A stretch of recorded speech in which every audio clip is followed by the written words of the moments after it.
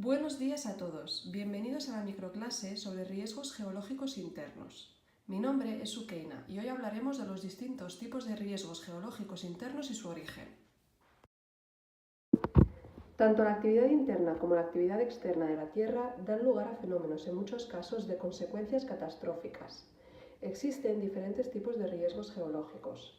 Los riesgos geológicos externos, como por ejemplo los asociados a fenómenos meteorológicos, afectan la superficie de la Tierra y pueden causar lluvias torrenciales que arrasan zonas completas. Los riesgos asociados a la actividad humana a veces pueden tener un impacto mucho más grande que los naturales. Los riesgos que hoy vamos a tratar son los riesgos geológicos internos. Un riesgo geológico interno es una situación que se produce a causa de la actividad geológica interna de la Tierra y que suele ocasionar daños a las personas y al entorno. Los riesgos geológicos internos se encuentran asociados al movimiento de las placas tectónicas. Estas tienen su origen en el interior de la Tierra y provocan movimientos sísmicos y volcanismo. Los movimientos sísmicos y los volcanismos son los tipos de riesgos más importantes asociados a los riesgos geológicos internos. En las dos imágenes de la diapositiva podéis ver dos ejemplos reales de riesgo volcánico y sísmico. En la primera imagen podéis ver la erupción del volcán Calbuco, en Chile, el año 2015, y en la segunda podéis ver el tsunami de las costas de Japón el año 2011. Para quien no recuerde este tsunami, les recomiendo que visualice la película española Lo Imposible, basada en hechos reales de esta catástrofe. Seguro que muchos de vosotros ya la conocéis. Como bien he comentado anteriormente, el origen de los riesgos geológicos internos tiene lugar en las placas tectónicas. Una placa tectónica o litosférica es un fragmento de litosfera que se mueve como un bloque relativamente rígido sobre la astenosfera de la Tierra, que corresponde al manto superior. La tectónica de placas es la teoría que explica la estructura y dinámica de la superficie terrestre. Establece que la litosfera, es decir, la zona dinámica superficial más externa y rígida de la Tierra, está fragmentada en una serie de placas que se desplazan sobre la astenosfera. Para que me entendáis, las placas tectónicas son piezas que encajan las unas con las otras y que flotan y se mueven sobre una base que se llama astenosfera. En la primera imagen de la diapositiva podemos ver la distribución de las placas globalmente y el tipo de movimiento de cada borde de placa, que posteriormente comentaremos. Y en la segunda podemos ver la posición de las placas tectónicas dentro de las capas de la Tierra. Las corrientes de convección son las encargadas de mover las placas tectónicas. Estas se comportan como patrones circulatorios que se presentan en fluidos que se calientan en su base. Al calentarse, la parte inferior del fluido se dilata. Este cambio de densidad produce una fuerza de flotación que hace que el fluido caliente ascienda. Al alcanzar la superficie, se enfría, desciende y se vuelve a calentar, estableciéndose un movimiento circular llamado célula de convección, como podéis ver reflejado en el esquema de la tercera imagen de la diapositiva. Chicos, ¿lo vais entendiendo? ¿Hay alguien que tenga alguna duda? Si algo no queda claro, me lo podéis exponer. Es importante que todos estos conceptos queden claros, ya que son necesarios para entender muchos fenómenos que se dan en la naturaleza, como los terremotos y volcanes, asociados a los riesgos geológicos internos, como os he comentado anteriormente. El movimiento de las placas crea tres tipos de límites tectónicos. En los límites o bordes convergentes, las placas se acercan unas a otras, como podéis ver en la primera imagen de la diapositiva arriba a la derecha. En los límites divergentes, las placas se separan, como podéis ver en la segunda imagen de la diapositiva abajo a la derecha.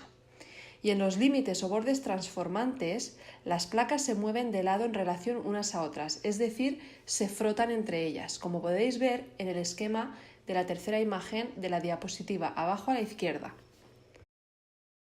Un borde divergente es el límite entre dos placas litosféricas contiguas que se separan. Conforme las placas divergen, nuevo material asciende por procesos magmáticos desde el manto terrestre, creándose así nueva litosfera, por lo que también recibe el nombre de borde constructivo. Los bordes divergentes están asociados a actividad volcánica y sísmica.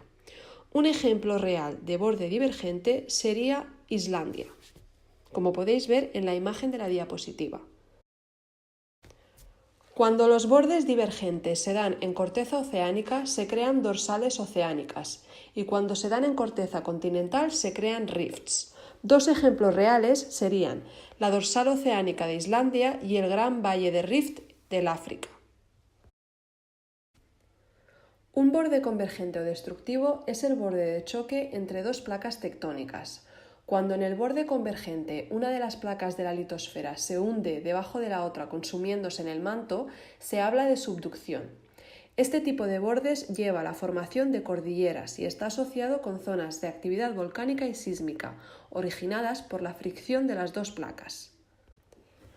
Como podéis ver en la diapositiva, existen tres tipos de bordes convergentes.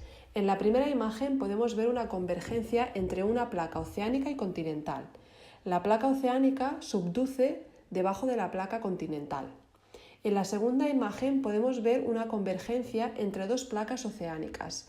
La placa que subduce es la que es más densa. Y en la tercera imagen podemos ver una convergencia entre dos placas continentales. No se produce subducción, pero por la fuerza del choque se crea plegamiento, que origina en muchos casos cordilleras. Finalmente, el último tipo de borde que nos queda es el borde transformante. Las fallas o bordes transformantes que forman los bordes pasivos entre las placas tectónicas se desplazan una al lado de la otra horizontalmente, sin producir ni destruir litosfera. Como podéis ver en la imagen, la falla transformante más conocida de este tipo es la falla de San Andrés, en California, Estados Unidos. La cadena montañosa del Himalaya es un ejemplo de colisión continental y de convergencia continental. Tiene unos 40 millones de años. La placa índica entró en colisión con la placa eurasiática y las enormes fuerzas de presión que resultaron del choque provocaron una gigantesca elevación montañosa. Tal y como podemos observar en el mapa de la diapositiva sobre la distribución global de los volcanes y los terremotos, estos se concentran en los bordes de placa, ya que se originan como resultado de la liberación de fuerzas y tensiones de los diferentes tipos de bordes y movimientos que acabamos de ver. Me gustaría que prestarais atención todos y todas un momentito en el mapa de la distribución global de los volcanes y terremotos y observéis cómo en el mar Mediterráneo se concentran varios y distintos terremotos. Un ejercicio que os voy a proponer para la próxima clase sería el estudio y la explicación de la siguiente pregunta. ¿Creéis que en el mar Mediterráneo se podría producir un tsunami? Me gustaría que la resolvierais individualmente y espero que en la próxima clase podamos rebatir y debatir todas las opiniones y puntos de vista que tengáis sobre la respuesta a esta cuestión. Es importante que antes de realizar el ejercicio que os he pedido sobre la formación de un tsunami en el mar Mediterráneo, visualizarais el vídeo del enlace de YouTube que tenéis en la diapositiva, en la última diapositiva.